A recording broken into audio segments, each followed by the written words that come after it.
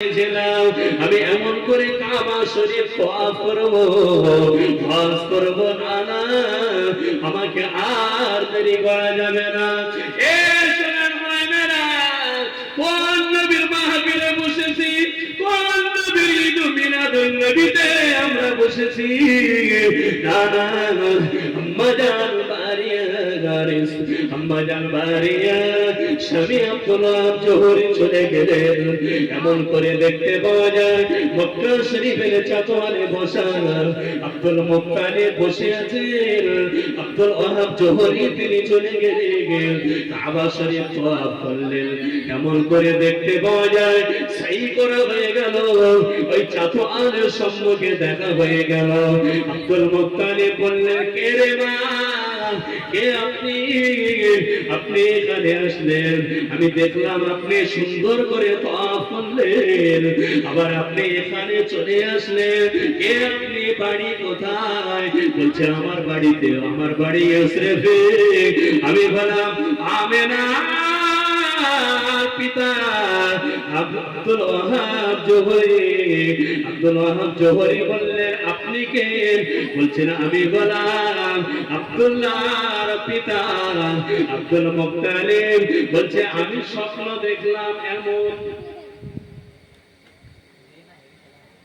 বলছে Abdul Muttalib স্বপ্ন দেখলেন, বলছেন আমি এমন স্বপ্ন দেখলাম। আব্দুল ওয়াহাব জোহরি বলছেন আমিও এমন স্বপ্ন দেখলাম। আমি দুজনে গল্প করতে লেগেছি। আব্দুল ওয়াহাব জোহরি বলছে আমি কেঁদেছিলাম আল্লাহর কাছে সন্তানের জন্য, আমার বিবি বারিয়া তিনিও কেঁদেছিলেন। আব্দুল মুত্তালিব বলছে আমি কেঁদেছিলাম সন্তানের জন্য, আল্লাহ আমার সন্তান দিল না। পরে যখন আমি আল্লাহর কাছে কেঁদেছিলাম একটা সন্তান আপনার রাস্তায় কুরবানি করে দেব, তখন আল্লাহ আমার পর পর 10 সন্তান দিলেন। সকলকে বিয়ে হয়ে গেল, বিবাহ দিয়ে ফেলেছে। একটা বেটা আছে, নাম তার আব্দুল্লাহ। ওই বেটাকে আমি বিয়ে দেব, এমন পাত্রের সন্ধান যদি থেকে থাকে আমাকে জানাবে, একটু ধার্মিক করা যেন হয়। ও সোনা মায়েরা, কোন নবীর মাহফিলে বসেছি বাবা।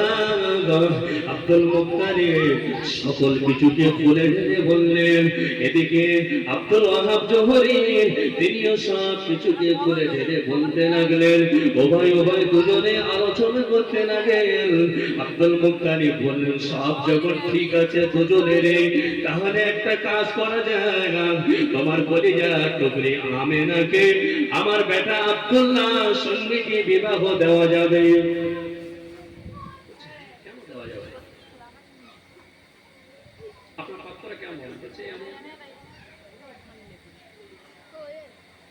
নামাজ পড়ে, রোজা রাখে, শরীয়ত সম্মত চলে।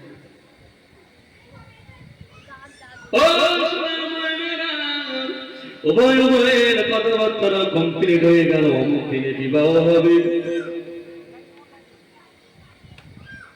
দেখতে পাওয়া যায় আব্দুল্লাহ আমার নবী পাকের আব্বা জান আব্দুল্লাহ সঙ্গে আম্মা জান আমেনার সঙ্গে বিবাহ হয়ে গেল।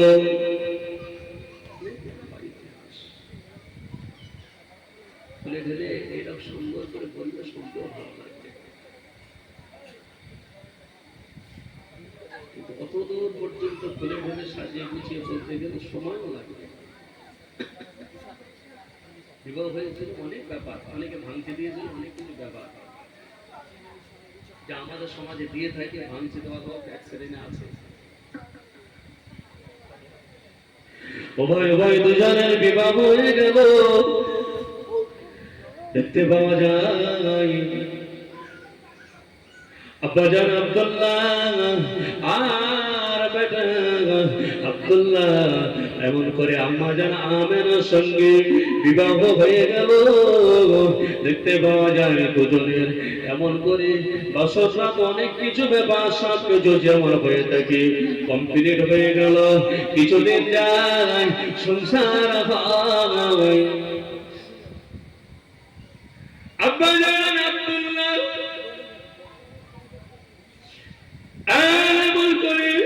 আব্দুল মুত্তালিব ডেকে বলতে লাগেন, হে আমার সন্তানেরা, তোমরা সকলে এখানে চলে এসো, তোমরা সকলে এখানে চলে এসো। বাবা, আমি আব্দুল মুত্তালিব, আমার একটি স্বপ্ন ছিল। এই স্বপ্ন বাজান বলে, বাবা আমি আল্লাহ পাকের দরবারে দোয়া চেয়েছিলাম, কাবা শরীফের চাতলে আমি আব্দুল মুত্তালিব আমি ঘুমিয়ে পড়েছিলাম। এমন সময় স্বপ্ন যোগে আমি দেখেছিলাম কাবা শরীফের পাশে জমজম পড়তে হবে, পড়তে লেগেছি। আমাদেরকে যখন বাধা দিয়েছিল ওই সময় আমি এমন করে আব্দুল মুত্তালিব আল্লাহ দরবারে দুই হাত উঠিয়ে দোয়া চেয়েছিলাম, ও রব্বি আল্লাহ, আমাকে যদি 10 সন্তান যদি দিতেন, আজ ইমানের দলেরা এরা আমাকে চমচম করতে বাধা দিতে পারতো না। আল্লাহ যদি 10 সন্তান যদি দেন, 1 সন্তান আপনার রাস্তায় কুরবানি করে দেব। তখন আকাম মোকাম ভাইরা সকলে একে একে বলতে লাগে, আব্দুল্লাহ বলতে লাগে, এ আমাদের আব্বা জান, তাহলে দেরি নয়, দেরি নয়, আপনি আমাকে কুরবানি করুন। অমুক ব্যক্তি বলছেন আমাকে কুরবানি করুন, আরেকটি ছেলে এসে বলছেন আমাকে কুরবানি করুন। দেখতে পাওয়া যায় ওই সময় দেখতে পাওয়া যায় ওয়াসি বলে একজন ছিল জ্যোতিষীর কাছে গেলেন, গিয়ে সমগ্র ঘটনাটা আব্দুল মুত্তালিব খুলে বললেন, আমি এমন স্বপ্ন দেখলাম, আমার তো আল্লাহ 10 সন্তান দিয়েছে, তাকে আমি কুরবানি করতে থাকবো। জ্যোতিষী বলেছিলেন, আব্দুল মুত্তালিব একটা কাজ করো, তুমি কাবার চাতওয়ালে 10 সন্তানের নাম বলে তুমি লিখে দাও, আর একজন তীরন্দাজকে ডেকে আনো। ওই তীরন্দাজকে তুমি এমন কথা খুলে বলবে না, ওই তীরন্দাজকে বলবে তীর মারতে, আর 10 সন্তানের নামটা কাবার চাতওয়ালে লিখে দেবে। যার নামের উপরে তীর লেগে যাবে, ওই ব্যক্তিকে, ওই সন্তানকে তুমি নিজে হাতে করে কুরবানি করে দেবে। এ সোনার মায়েরা, কোন নবীর মাহফিলে বসেছে বাবা, দেখতে পাওয়া যায় এমন করে সন্তানের নাম গুলি কাবার চাতওয়ালে সব কিছু লিখে দেওয়া হলো। তীরন্দাজকে ডেকে তীর মারার জন্য তাকে বলা হলো, তীরটা গিয়ে লেগেছে যে কবার তীর মারে, তীর একটা জায়গায় পৌঁছে যায়। আমাদের নবী দিন দুনিয়ার বাদশাহ আব্বা জান আব্বা আব্দুল্লাহর কপালে তীর লেগে যায়। আরে দেখতে পাওয়া যায় এমন করে আব্দুল মুত্তালিব সকল সন্তানদেরকে বাড়িতে চলে যেতে বললেন। কাবার চাতওয়ালে আব্দুল্লাহকে দাঁড়াতে বললেন, নিজে হাতে করে জবাই করবে, উৎসর্গ করবে।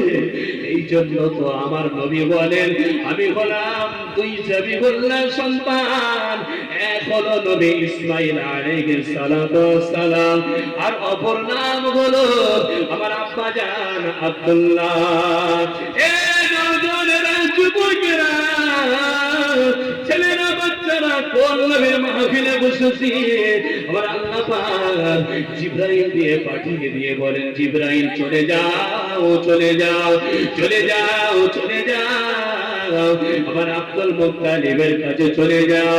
আমার আব্দুল মুত্তালিবকে বলো, আমার আব্দুল মুত্তালিবের একদিকে বেটা আব্দুল্লাহকে রাখতে, আর অপর দিকে উট আব্দুল্লাহর নাম করে কুরবানি করতে। আমি আল্লাহ বলছি, আব্দুল্লাহকে কুরবানি করা যাবে না, আব্দুল্লাহকে এক জায়গায় রাখো, অপর পাশে একটি উট রেখে দিতে বলো। ওই উটের পিঠে এমন করে উটের গলাতে ছুরি চালিয়ে দিতে বলো, আব্দুল্লাহর নাম করে ছুরি চালাবে। আর আমি আল্লাহ বলছি, আমি আল্লাহ বলছি, আব্দুল্লাহ কুরবানি হয়ে যাবে। অনেক লম্বা ইতিহাস। আমি ওদিকে যাচ্ছি না, দেখতে পাওয়া যায় এমন করে বিবাহ শাদী হয়ে গেল। আব্বাজান আব্দুল্লাহ এমন করে দাদা আব্দুল মুত্তালিব কাকা আব্দুল্লাহকে ডেকে বলতে লাগে কয়েক মাস যাওয়ার পরে, এ বাবা আব্দুল্লাহ, এভাবে বসে থাকলে হবে না, কাজ করতে হবে বাবা। পেট চালাতে গেলে কিছু ব্যবসা বাণিজ্য করতে হবে রে বাবা, পেট চালাতে গেলে কিছু কর্ম করতে হবে রে বাবা। কি কাজ করবো আব্বা? তোমার ভাইয়েরা সিরিয়ায় ব্যবসায় যাচ্ছে। এভাবে বসে থাকলে হবে না, তোমার ভাইয়েরা সিরিয়ায় ব্যবসায় যাচ্ছে, চলে যাও, ব্যবসায় যাও। ও সোনার মায়েরা,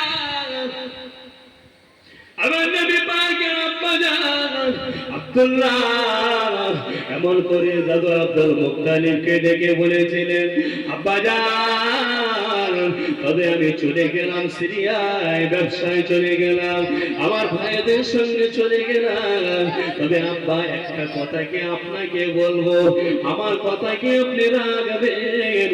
কি রে বাবা, কি কথা?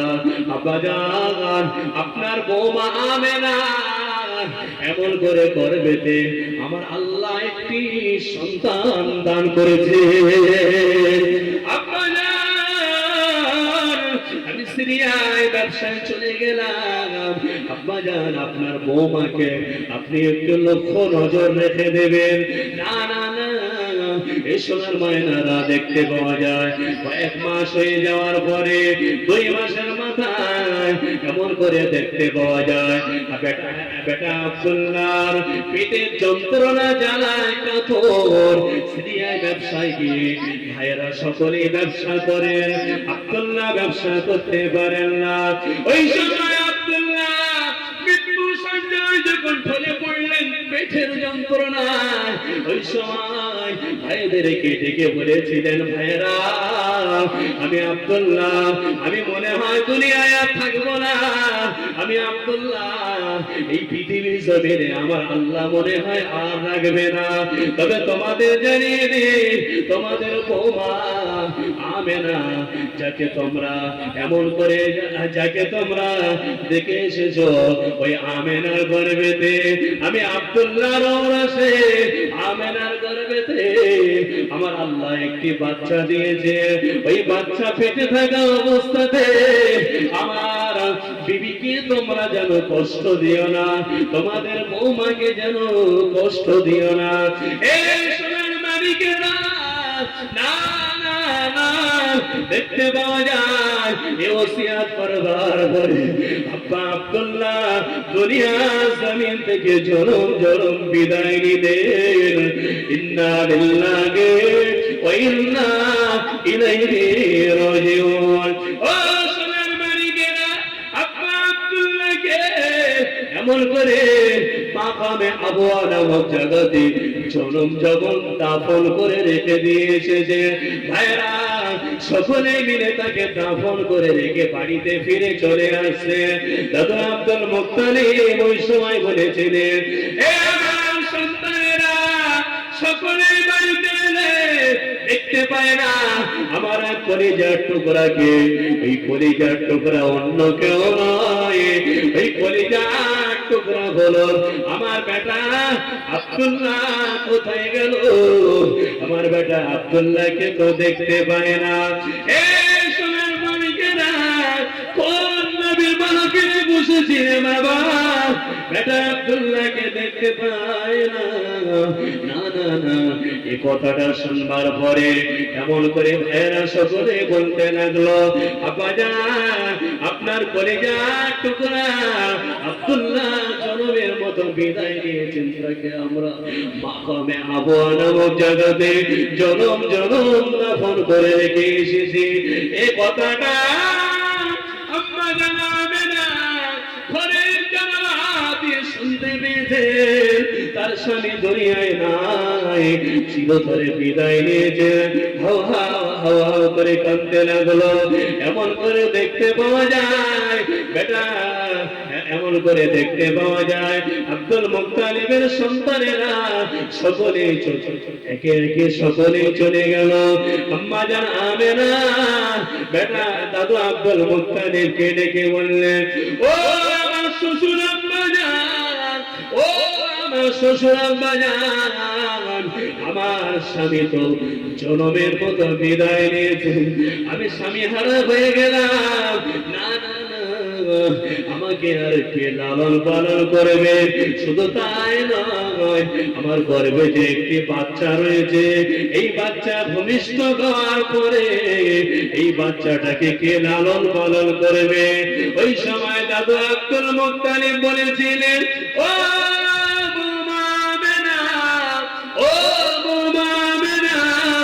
আমি আব্দুল মুত্তালিব জানিয়ে দিলাম, আমি কথা দিলাম, যতদিন আমি আব্দুল মুত্তালিব বেঁচে থাকবো ততদিন আমি তোমার মাথার উপরে ছায়া করে থাকবো।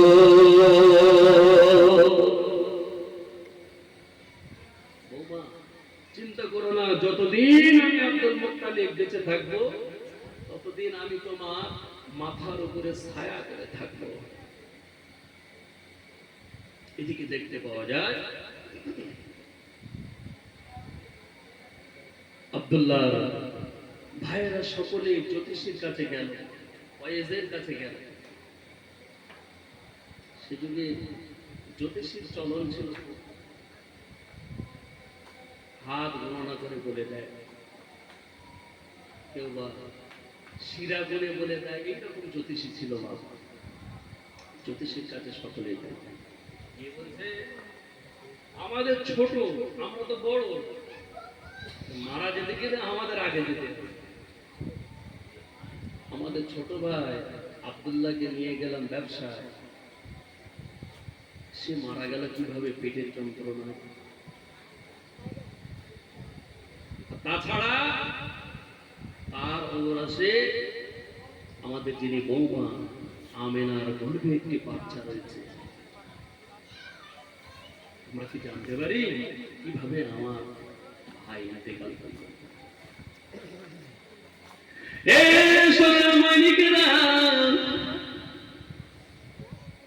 আব্দুল্লাহর ভাইরা যখন জানতে লাগলেন, জ্যোতিষী ওই সময় বলতে লাগলেন, তোমাদের যিনি বৌমা আমেনার একটি গোপন রোগ রয়েছে।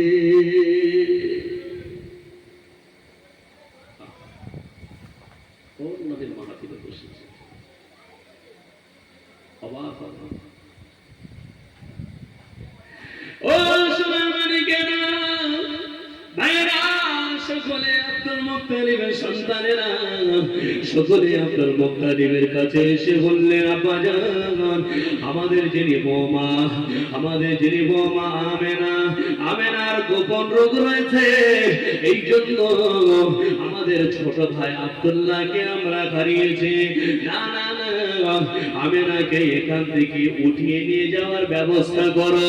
ওই জঙ্গলের পাশে ওখানে তো জায়গা রয়েছে, ওর গোপন রোগটা যদি ছড়িয়ে যায়, আমাদের গায়ে যদি চলে আসে, আমরাও মারা যাব, ওকে সরিয়ে দিতে হবে।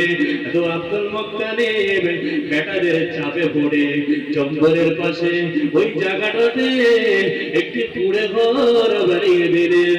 সেখানটায় দেখতে পাওয়া যায় আম্মা জান আমেনা সেখানে থাকতে লাগে। ও সোনার মানিকেরা, বেশ কিছুদিন যাওয়ার পরে দেখতে পাওয়া যায় আম্মা জান আমেনাকে আমার আল্লাহ স্বপ্ন যোগে জানান, আমেনা আমার বান্দি আমেনা, কেঁদো না, তোমার স্বামী নাই বলে তুমি কেঁদো না। আমি আল্লাহ পাক জানিয়ে দিলাম, আমেনা রে, তোমাকে আমি আল্লাহ এত রূপ সৌন্দর্য দিয়েছি, তুমি যদি ওখানে থাকতে সকলের লোভ লালসা এসে যেত, সকলে তোমার প্রতি আকৃষ্ট হয়ে যেত। না না না, তুমি কি জানো আমেনা, তোমার গর্ভে যাকে পাঠিয়ে দিয়েছি উনি হলেন দিন দুনিয়ার বাদশাহ মুহাম্মদুর রাসূলুল্লাহ।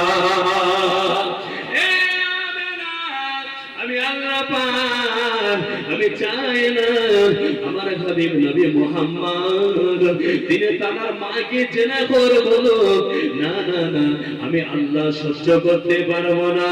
তাই আমি আল্লাহ আমি এমন করে তাদের মগজে ওরা জ্যোতিষীর কাছে গিয়েছিল, জ্যোতিষীর মগজে এমন এমন বুদ্ধি ঢুকিয়ে দিয়েছে তোমার গোপন রোগ বলবে আর ওরা তোমাকে তাড়িয়ে দেবে, কেউ তোমাকে গায়ে স্পর্শ করতে পারবে না।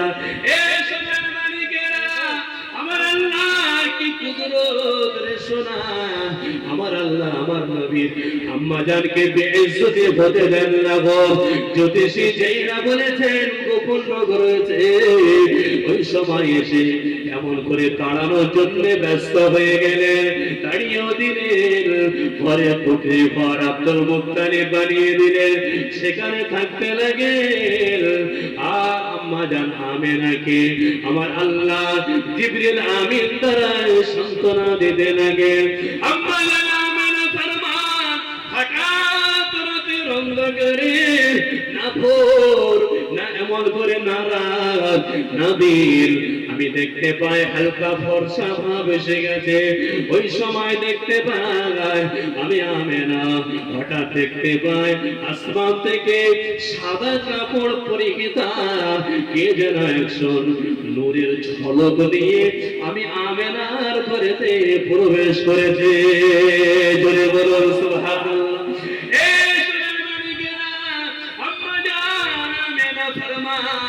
আমি দেখতে পাই আমার অন্ধকার ঘরটা নূরে নূরে আলোয় আলোকিত হয়ে গেল।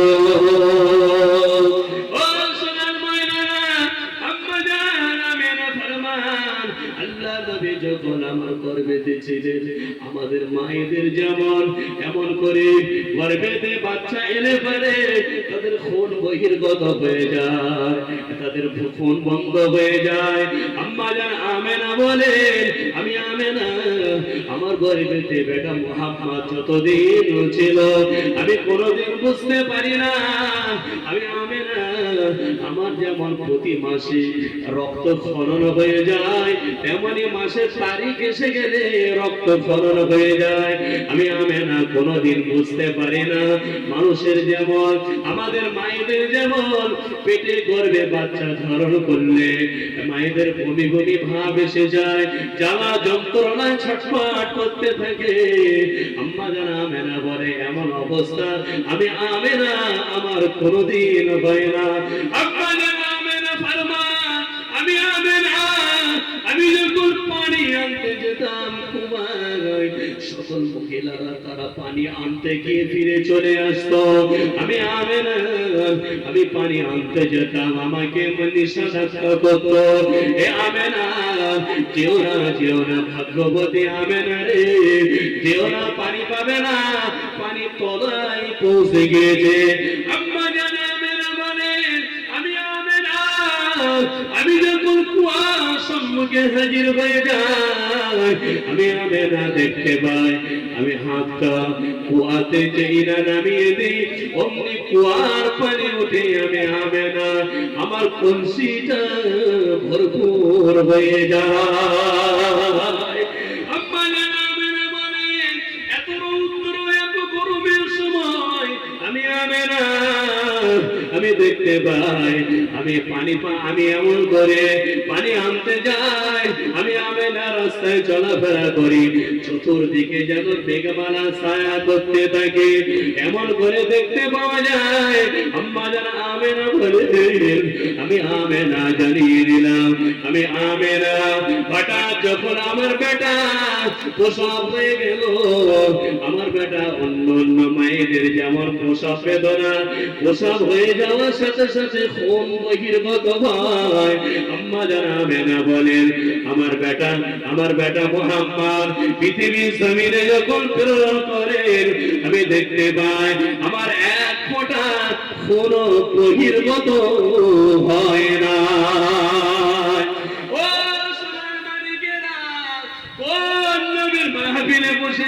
বাবা কোন নবীর দমিনাদন নবী কায়েম করেছে রে বাবা যে নবী আমার দুনিয়ার বাদশা হাবিবুল্লাহ গে নবী জনাবে মুহাম্মদুর রাসূলুল্লাহ সাল্লাল্লাহু আলাইহি ওয়াসাল্লাম আম্মা জানাবেনা ফরমান আমি আমেনা আমার বেটা আমার মুহাম্মদ আমার কাছে 6 দিন দুধ পান করেছে কোন কোন কিতাবে এসেছে এমন করে 4 দিন দুধ পান করেছিল এই সোনার ময়নারা আম্মা জান আমেনা এই জায়গায় একটি শিক্ষণীয় জিনিস আপনারা বুঝে নেন আম্মা জানাবে না বেটা মোহাম্মদকে যখন দুধ পান করাতে লাগলেন আম্মা জানাবে না বলেন আমি আমার বেটাকে আমি আমার বাম স্তনটা নিয়ে আমার বেটা মোহাম্মদের মুখে চেইনা ধরি আমার বেটা মোহাম্মদ মুখটা ঘুরিয়ে নেয় দ্বিতীয়বারে আবার আমার বেটা মোহাম্মদের মুখটা নিয়ে আমি আমার বাম স্তনে ধরি আমার বেটা মোহাম্মদ মুখটা ঘুরিয়ে দেয় তৃতীয়বারের মাথায় আমি আমার বেটা মোহাম্মদের ডান স্তনে চেইনা ধরি আমার বেটা মোহাম্মদ চুপ চুপ চুপ চুপ করে দুধ পান করতে লেগেছে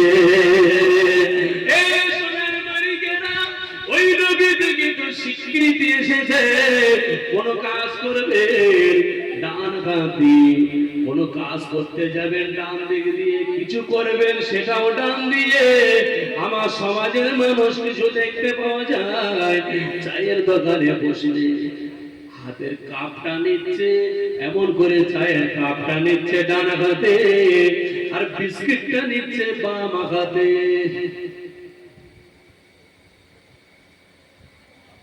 তাই না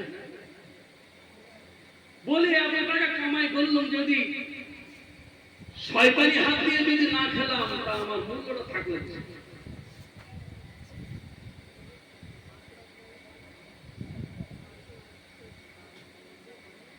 ডান হাতে চায়ের কাপ আর বাম হাতে বিস্কুট